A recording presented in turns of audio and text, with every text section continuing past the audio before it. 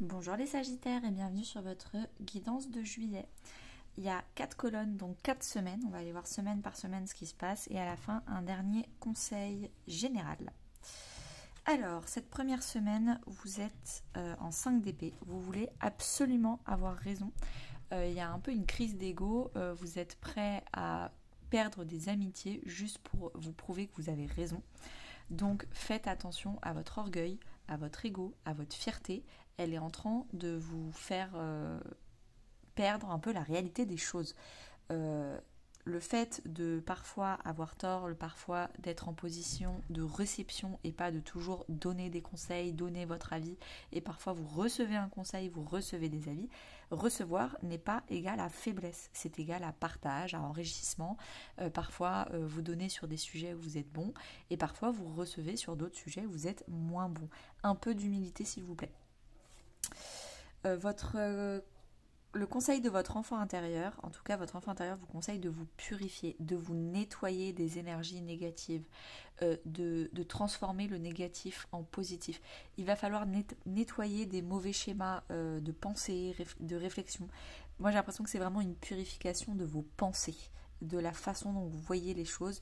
Peut-être que vous voyez les relations humaines forcément en dominant-dominé. Vous voyez forcément la fierté, l'orgueil, la réputation. C'est très important pour vous. C'est le genre de choses que vous allez purifier les Sagittaires. En termes de vie intérieure, vous avez envie de beaucoup de créativité, vous avez plein d'idées, plein d'imagination, plein de créativité et vous avez envie du coup de l'exploiter. Qu'est-ce que vous pouvez en faire de ces idées? Qu'est-ce que vous pouvez en faire de ce pouvoir personnel? Comment vous pouvez déployer tout ça? Et c'est votre réflexion interne pour cette première semaine. En termes de vie professionnelle, vous avez entreprise familiale, donc peut-être que vous soyez...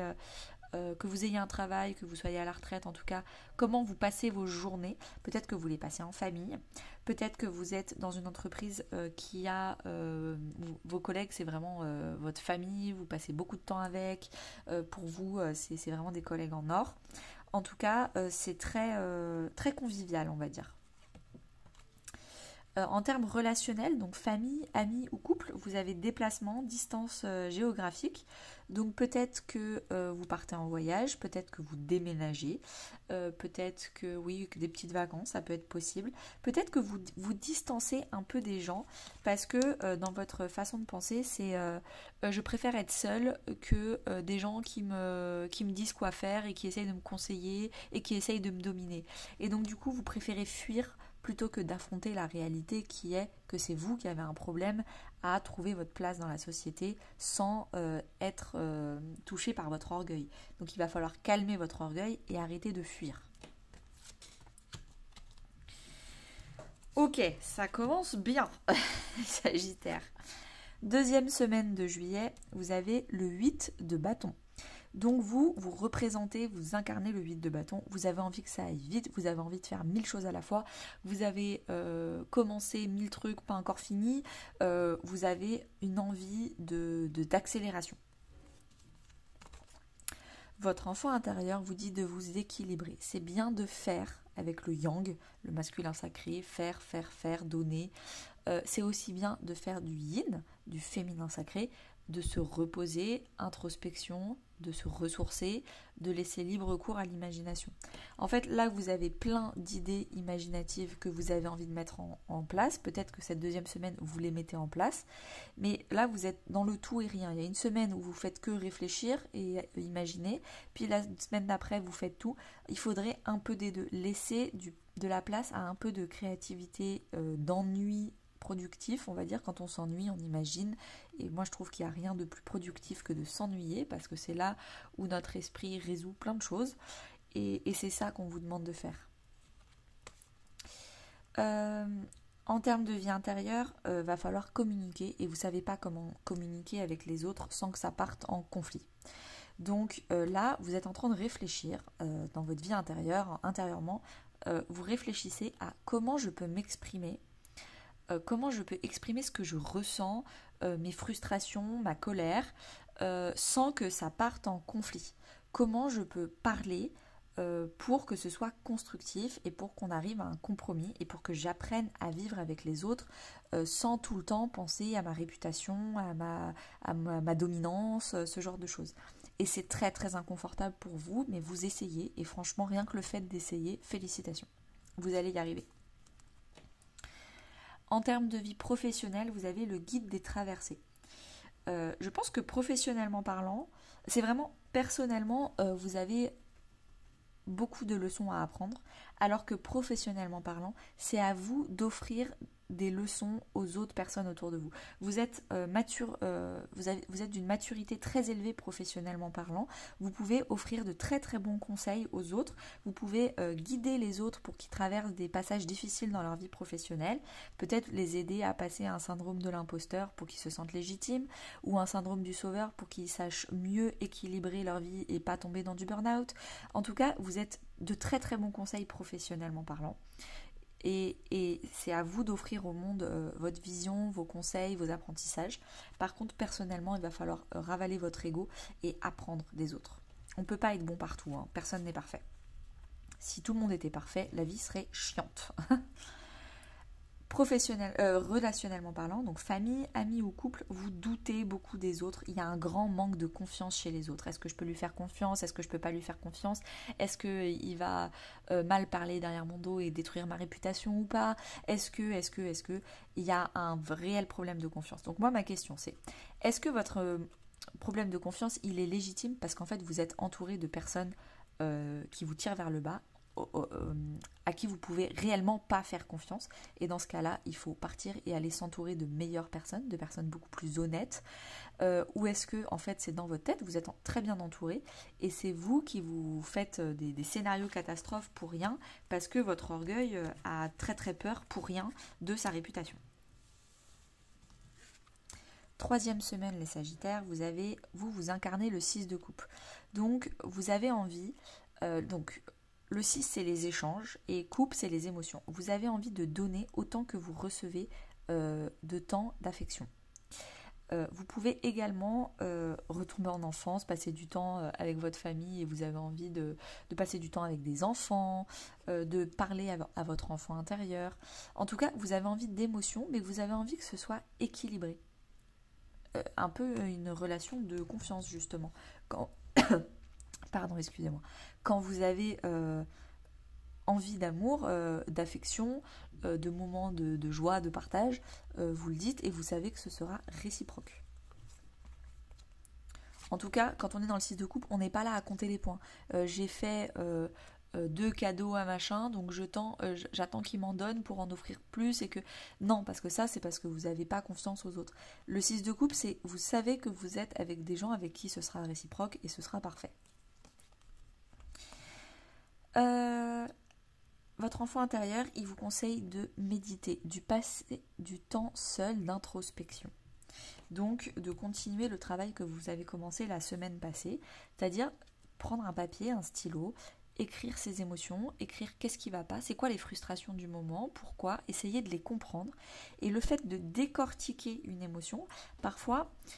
quand on n'essaye pas de la décortiquer, elle prend énormément de place pour rien et notre ego, notre orgueil l'amplifie alors qu'il n'y a pas besoin de l'amplifier, et le fait de la poser par écrit, se rendre compte qu'en fait c'est tout petit et qu'en fait c'est facilement solutionnable, et en fait on vous demande vraiment de réfléchir, de comprendre le pourquoi du pourquoi et d'arrêter d'être en pilote automatique, de subir ces émotions sans comprendre pourquoi elles sont là. En termes de vie intérieure, vous avez la maison 11, donc la maison 11 normalement c'est les amitiés, les cercles sociaux. Sauf que là, c'est dans votre vie intérieure. Donc je pense qu'à l'intérieur de vous, vous vous posez des questions du genre, est-ce que je suis bien entourée? Est-ce que mes amitiés, ce sont des bons cercles amicaux, ou en fait c'est que du superficiel, du m'as-tu vu, ça fait plaisir à mon ego, à mon orgueil, parce que j'ai une place dans la société, parce que je suis avec des gens populaires, parce que je suis avec des gens qui sont riches, mais en fait, c'est pas des gens qui m'élèvent, c'est pas des gens qui nourrissent mon âme, c'est pas des gens qui me permettent d'être une meilleure personne chaque jour. C'est le genre de questions que vous pouvez avoir cette semaine-là. De qui est-ce que j'ai envie de m'entourer? avec qui j'ai envie de partager mon affection. Est-ce que j'ai envie de m'inscrire à tel club de sport ou plutôt à tel club d'activités de loisirs et d'art créatif? Est-ce que j'ai envie d'aller sur les réseaux sociaux? Sur les réseaux sociaux, est-ce que j'ai envie de faire un tri de mes amitiés? Voilà les questions que vous pouvez vous poser intérieurement. Si vous vous posez ces questions-là intérieurement, les prochaines semaines, vous allez peut-être commencer à agir pour de vrai extérieurement. Mais avant d'agir, il faut se poser les bonnes questions. Alors, attention dans votre vie professionnelle à ne pas avoir un surplus de confiance. Parce que vous savez que vous gérez et que vous donnez des bons conseils. Donc, c'est très important de savoir offrir ces dons au reste de la Terre.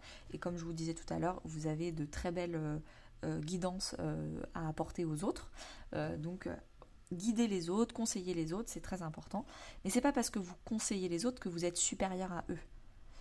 On est tous égaux, c'est juste que parfois on a besoin de recevoir et parfois on a besoin de donner. Et c'est pas parce que c'est toujours vous, dans votre vie professionnelle, que vous donnez des conseils, que vous êtes supérieur. Donc faites attention à votre ego, parce que soyez humble.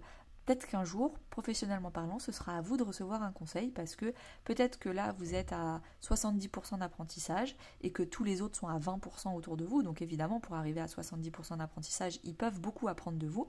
Mais peut-être qu'un jour, en face, vous allez rencontrer quelqu'un qui est à 90 et ce sera à vous d'apprendre pour apprendre les 20% restants. Et parfois, on est toujours élève dans sa vie, on est toujours en train d'apprendre, on n'a jamais fini d'apprendre. Donc faites attention à ça. En termes de vie relationnelle, vous avez beaucoup de sorties, de danse, vous allez dans des guinguettes, vous trinquez, vous buvez des coups. C'est très très sympathique avec les sorties de cette 3e semaine, les Sagittaires. 4e et dernière semaine. Oups. Hop là. Reviens ici. Vous incarnez la force, le courage. Je vérifie. Ouais. Faites attention à pas aussi vouloir absolument tout contrôler, forcer les choses. Donc la force en termes positifs, c'est quand on contrôle ses émotions, quand on fait attention à ce que ce soit pas l'ego qui prenne le dessus. Mais il y a aussi le côté négatif de la force qui est de vouloir tout contrôler, tout maîtriser, de forcer les choses et de ne pas vouloir laisser place à l'inconnu. Parce que on est sûr que nous, on sait le faire, donc c'est nous qui faisions. En termes de conseils de votre enfant intérieur, vous avez la joie. Cultivez qu'est-ce qui vous fait plaisir, votre cœur. C'est bien d'avoir un mental qui est bien construit, bien organisé, vous êtes structuré, vous pouvez vous reposer sur des compétences bien établies, c'est bien, c'est chouette, mais c'est à 50%, pas à 80%. Il faut laisser place à 50% de cœur, de bonheur, de joie, de plaisir, parce qu'en fait la vie c'est pas souffrir, hein. La vie c'est profiter des plaisirs de la vie, de la joie, de rigoler, de s'entourer de belles personnes, et ne l'oubliez pas, la vie c'est pas que le succès et la productivité et faire de l'argent. Attention. Dans votre vie intérieure, vous avez la plus belle carte du jeu qui est la carte chance. Là, vous vous laissez porter, vous avez l'impression d'être hyper chanceux, vous avez un dialogue intérieur positif, vous n'avez pas de problème particulier. Peut-être que vous avez solutionné votre maison 11 avec quel type d'amitié avec qui vous avez envie de vous entourer. Franchement, tout va bien dans votre vie intérieure. Voilà, là je voulais en venir à la force du fait de tout vouloir contrôler. Dans votre vie professionnelle, vous avez le burn-out. Pourquoi ? Parce que vous savez que vous savez mieux faire que les autres. Du coup, vous arrêtez pas de dire à vos collègues ou à votre famille ou à vos amis en fonction de comment vous passez vos journées. Non mais moi, t'inquiète, je vais le faire à ta place. Si moi je le fais, ce sera plus vite parce que j'ai l'habitude. Ok. Alors, à force de faire ça, vous allez finir par toujours tout faire. Et en plus, vous supprimez aux autres l'opportunité d'apprentissage. Les autres n'arriveront jamais à votre niveau s'ils n'apprennent pas à se tromper et à faire par l'expérience. Et à force de vouloir tout faire par gentillesse ou par justement ego, en se disant je vais montrer au monde entier que moi je sais tout faire. Super, mais en fait, votre corps est en train de vous lâcher, votre âme n'en peut plus, elle veut s'amuser, elle veut de la joie, elle en a marre d'être dans la productivité. Il faut être un peu plus équilibré et arrêter de vouloir sauver la terre entière avec la blessure d'abandon. En termes relationnels, donc famille, amis ou couple, vous êtes enfin en train de rencontrer des gens qui sont sur la même longueur d'onde que vous. Vous êtes sur la même heure, la même synchronicité. Vous avez le même humour, vous avez la même façon de penser, vous êtes vraiment en train de vous entourer de personnes qui sont parfaites pour vous, qui permettent de vous élever, d'apprendre des choses vous n'avez pas besoin de fuir et de vous distancer des personnes en qui vous ne pouvez pas avoir confiance comme au début du mois. Vous avez vraiment trouvé des personnes de confiance. Et je pense que c'est pour ça qu'en vie intérieure, vous avez la carte chance, vous vous sentez très chanceux d'avoir ces personnes-là autour de vous. Ok, alors je continue et je vais tirer une carte conseil général.